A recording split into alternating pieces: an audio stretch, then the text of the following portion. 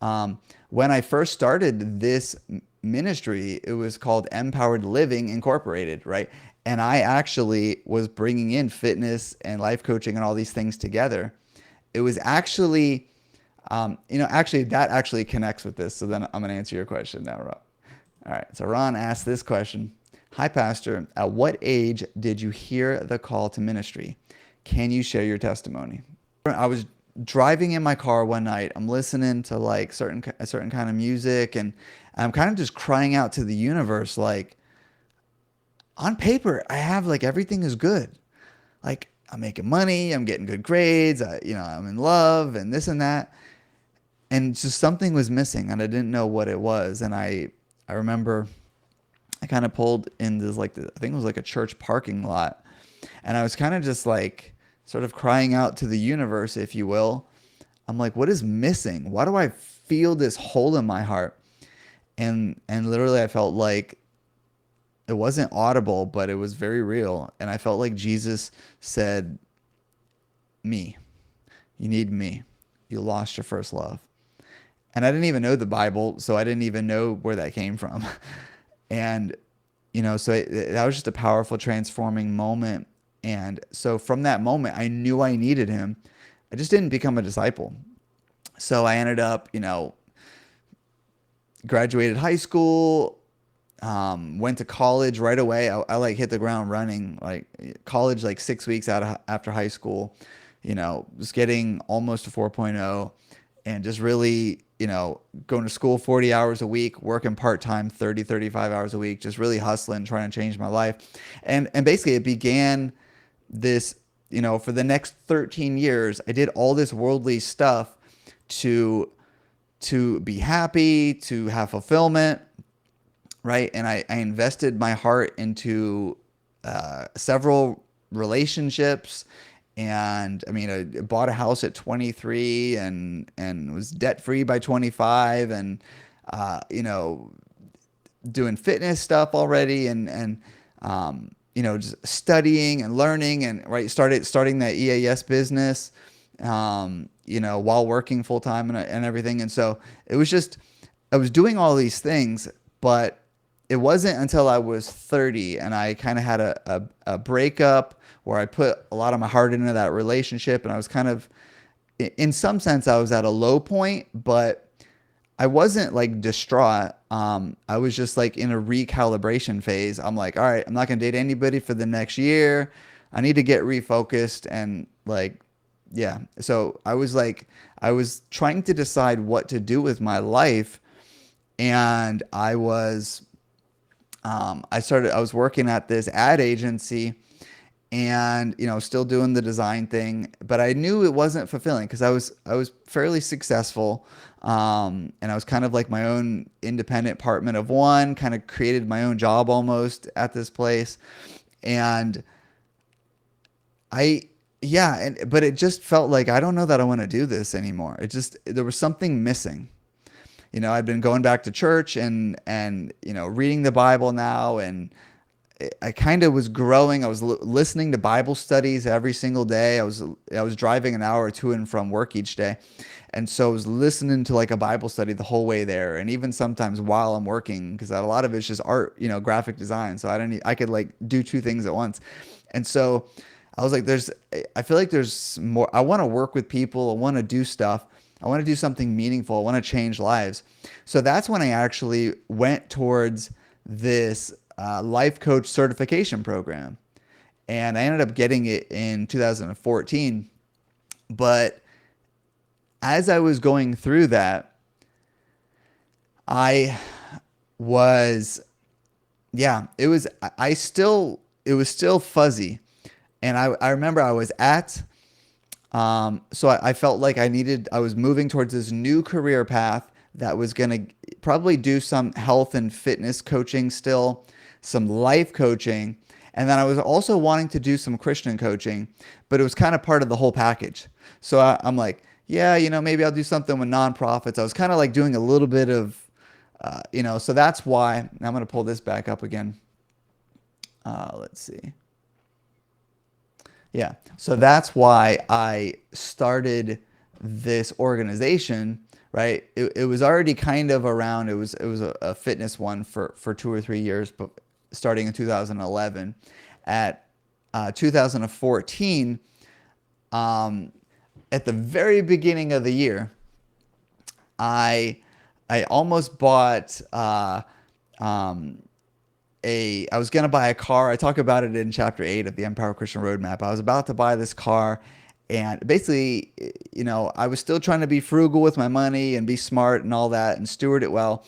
And so I'm like, all right, but if I'm gonna get this car that I really want, I'm probably gonna. It's better if I stay at this job. I don't want to go be self-employed now and have this debt over my head and have to struggle and worry about all that, right? So I'm like, kind of like, the thing I feel called to is to do more meaningful work with my life, but I don't know exactly how it's going to look. I just know that I'm going to do some coaching probably and some fitness stuff, and maybe do some like nonprofit advertising or something.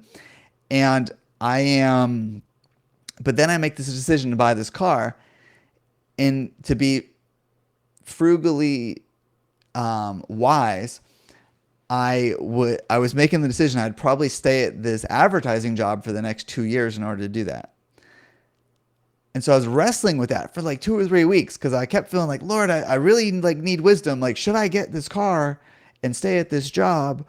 Or are you trying to do something with my career and I shouldn't like put the brakes on it for 2 years, right? By buying this car and making this decision. And I was kind of going back and forth with it.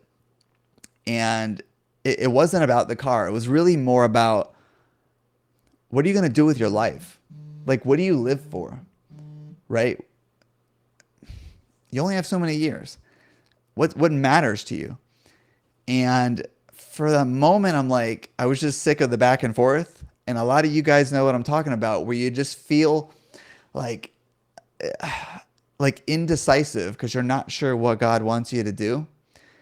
And so usually what happens when we do that, a lot of times we'll default to what's natural and comfortable, and a lot of times fleshly.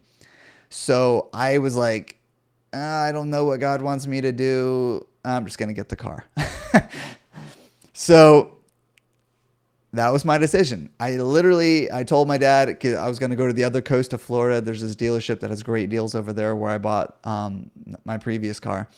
And I'm like, all right, we're going to go there. It was a Sunday night. I said, all right, put it on your calendar, Dad. Let's drive over there next Saturday. And I went to bed that night. It was like 9 o'clock. And Monday morning, 12 hours later, I was laid off. And after the first like initial upset of the whole thing, I am driving home I'm about halfway through. I'm about a half hour later, halfway through the drive, and it just hits me. And I just smile and I look up to God and I'm like, well, I guess I was going to make the wrong decision and you helped me make the right one. He didn't want me to be stuck at that job for 2 more years. He had a plan and a purpose, and I was about to make the wrong decision. So he made it clear.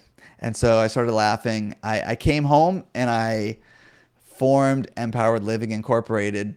And I spent the first year of the organization kind of balancing all these things. I made like, I'm going to have Empowered Christian, I'm going to have Empowered Fitness, Empowered, I think it was what, Empowered Marketing or Advertising or something like that for the design part of it. And Empowered Life Coaching. Empowered Life Coaching, that website's still out there as well.